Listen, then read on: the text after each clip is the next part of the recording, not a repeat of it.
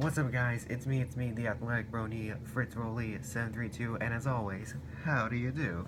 You doing good? Alright. So, oh boy. For this episode, you guys, you can already know what movie I'm going to do a review, and you can already tell from the thumbnail and also from the previous episode what movie I'm going to do a review on for this episode. I'm going to do what it says on the thumbnail, the worst, actually what I call the worst movie of 2017, the Emoji Movie, made by Sony Animation Pictures. Oh my god. Like, seriously, can't that studio make one good movie? Like, we haven't, like, their last movie that became a huge hit was Surf's Up. Like, seriously. Can't they just make one? I mean, they could have. They could have. They absolutely could have. I mean, and by the way, this is a warning, you guys, and I'm also gonna put a warning in the description below. There's gonna be so much profanity in this movie because I am just so triggered because Sony Animation, you guys, they could have done so much better than the Emoji Movie. Like, they were planning to make two great movies. They were planning to make one based off of the old classic Popeye, and that movie was going to be animated by Gendy, and it was going to be based off of that short that Gendy, made a while back. And there was also going to be a movie directed by the creator of My Little Pony Friendship is Magic, Lauren Faust, called Medusa. And that did not frickin' happen either. Like, that did not fucking happen. Like, seriously, when I heard the news, I was just so fucking pissed, you guys. I was just so fucking pissed. And I am triggered till this day. Instead of, you know, Sony being themselves and being original and creative, they decided to go with something more modern and trendy and all that, like emojis, and oh my god, like, seriously, Sony, you have fucked up big time. Like, what the fuck were you thinking? Like, seriously, oh my gosh. And it's not the first time, like, seriously. Over the past few movies, they have been not doing well. I mean, The Smurfs, The Lost Village, Hotel Transylvania, and, like, seriously. And not to say Hotel Transylvania isn't a good movie. It's a good movie. I mean, the animation style is great, and it's just, I mean, the storyboard could improve a bit more, but it still has great animation, and it's made by Gendy, who's the creator of Samurai Jack, Dexter's Laboratory, and also a few other hit animated shows. And he did really good as a director in those movies. However, it just, I don't know, it could improve, especially the sequels. But this movie, let me tell you what I think about the Emoji Movie. So basically, for those who haven't seen it, and spoiler, basically what it's about an emoji who is known for having multiple expressions instead of being his normal meh self like his parents. And I have to tell you, like Paleo said, parents, emojis, and emojis having sex, that is just, what the fuck? Like, seriously, that is just so out of the ordinary. Like, emojis having sex, like, what the hell? Like, how is that even possible? And I don't even want to know how that is possible. Like, seriously, like, oh my gosh. But then all of a sudden, when he's on his first day on the job, he fails for being a Memphis. And I had to say, when the scene where he fails, like, he didn't even try, you guys. He was just already, like, when he was about to go in his position, he just all of a sudden panics without even trying. Like, he wasn't like, alright, I can do this, I can do this. And, he starts to try, and then all of a sudden he soon realizes, oh god, I can't do this. I'm freaking out right now. Instead, he just freaked out immediately because of stage writers. Like, he was, like, having the stage fright moment, like, where he just, was just so ready, but then all of a sudden, it turns out he was just nervous the whole time, and then all of a sudden he just freaks out. Like, seriously, that was just, what the fuck? Like, seriously. And I'm probably gonna say seriously so many times. In fact, speaking of repetitive words, when I was in the movies, you guys, my movie experience, I was like, when I saw this movie, I was saying, oh my gosh, like, numerous times. And I was actually, the reason why I actually saw this movie, and I actually saw this the day it premiered, I saw this July 28th. I actually wanted to see it because I wanted to see how bad it is, as well as other people who wanted to see this movie. They just want to see how bad it is. And I really was expecting myself to laugh so hard and actually break out laughing hysterically, like AC Racebust's reaction to My Little Pony Generation 3.5. Like, I was expecting to be like him in his Generation 3.5 reaction, but sadly, that did not happen. I guess I was just too anticipated by failure. In fact, when I actually saw the movie, I there was actually a few parts where I was like, you know what, this is like, where, how is this terrible? And but I mean, but at the same time, it was still meh, and you know, but at the same time, overall, the movie, my ending statement when I came out of the theater was, you know, this movie is terrible, but it wasn't as bad as I thought. I thought it was going to be really, really terrible, like, like all the other animated movies that, I heard were terrible, like Norm of the North and, all those other movies. In fact, when I actually saw Norm of the North, like, I saw the trailer, I didn't see the movie, I knew that movie was going to fail. And guess what? It did, but it barely got a box office hit. In fact, speaking of box office, you're not going to believe what the box office result is for this movie, you guys. Like, I'm on Wikipedia right now, and here, I'm gonna show you actually. Here it is. Here, you see it? You see? Yep, $125.4 million box office out of a $50 million budget.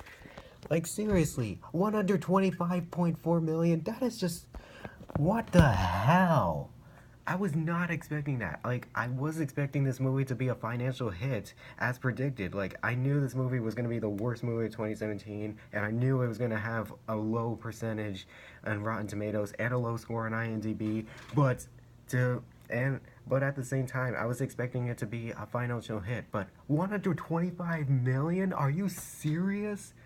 Like, I knew it was going to be so much of a marketing movie and, toyetic and all that, but what the fuck? 125 million. Like, who would see this other than families and people who want to see how bad it is? Nobody else. Like, the only people that would want to see this is the norms, aka families and their children, and also movie people like myself who wanted to see how bad it was. Like, those are the only two types of people I can know. Like, that's the only two demographics that I can say. But as for anybody else, no. Just no. Anyway, so, and here's what I just dislike about the film. It's just, just everything. Just the writing, the storyboard. It's just the story itself is just too cheesy and just, oh my god. Like, the emoji just wants to be him, just wants to be a man face, and it just goes on this adventure, and even though there's a few obstacles, like, it's just cheesy all around and stuff. And in fact, I heard this movie was actually was like a ripoff for 3 hit animated movies, and those were from the Lego Movie, Inside Out, and Wreck-It Ralph. Yeah, Wreck-It Ralph. Yeah, it was a ripoff of all 3 of these movies, and I did notice the Inside Out, but I didn't notice the whole Wreck-It Ralph and Lego Movie references. Like, I didn't notice by that.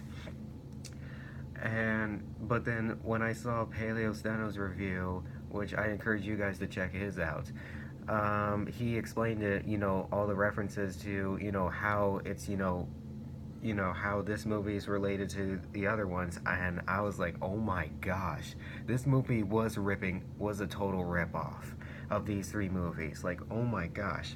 It's just that, the difference is that these movies, like, with the character development, their character development to their characters is so much better. As to this one, it's similar characters, but it's just bad character development, and I just have to say, oh my gosh. Like, the Emoji Movie's like a total ripoff. It's totally cheesy. Like, overall, it's the worst movie of 2017 so far, you guys. And I don't even, Like, I don't even have to tell you how many times I had to say it, but it is by far the worst movie of 2017.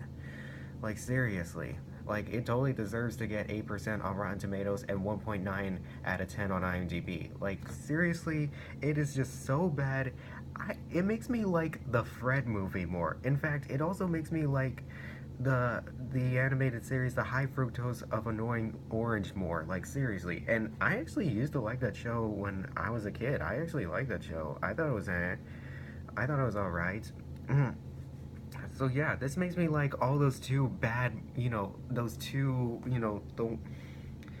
make me like those two things more than this, because I gotta tell you, this movie is just, what the fuck, you guys. And I also feel bad for all the actors who did voice roles in it, especially Patrick Stewart as the poop emoji. I mean, it's a good thing he didn't get enough screen time, because then this would have totally, you know, this would have totally been a low blow to his career. Like, seriously. Now, as for the things that I like, the only thing that I like is the animation effects. Like, Sony Animations is like and here's what I said in my review. I said Sony Animations is like a Michael Bay film. It's great with technicality, but in storyboarding, art, acting, character development, and all these other things, the writing, and just basically the literature portion, it's just terrible. It's just absolutely terrible. But technicality, it's on point. The animation was amazing, but it's just the literature portion of a movie. It's just, ugh. Like, seriously, it's not art, you guys. This is not literature art. It is animation art, but story art, nah. Or anything to do with literature, just no. And as for anything else, I will say I do kind of like Jailbreak's character. I would kind of disagree with Paleo's review. He said that she was supposed to relate to Wildstyle, which I do agree, but it's just that she was like a bad version of Wildstyle. Which, yeah, I do gotta say, she was worse than Wildstyle from the Lego movie, but at the same time, she did have some, in my opinion, she did have some good character development. Like, she had good enough character development for my, approval. So yeah, that's basically, but those are the only two things that I like about this movie, you guys. And as for everything else, it's just, what the fuck, Sony? You could have kept Medusa, and you could have kept Popeye. Especially Medusa. I am so pissed off about Medusa, because that could have... We had the chance to see how good a director Lauren Faust could be, and instead, you crushed her dreams, and you blew it. And you not only crushed Lauren Faust's dreams, you also crushed the dreams of all the bronies around the world, especially me. Like, seriously, talk about having... talk about showing off her directorial debut. Instead, you crushed her dreams, Sony. So I just had to say, Sony Animation Pictures, if you're watching this, you fucked up. Like, seriously, you fucked up. Anyway, and overall, I give this a 4 out of 10. With that being said, I hope you guys enjoy this episode, and also my ranting and my rambling and my trigger moments.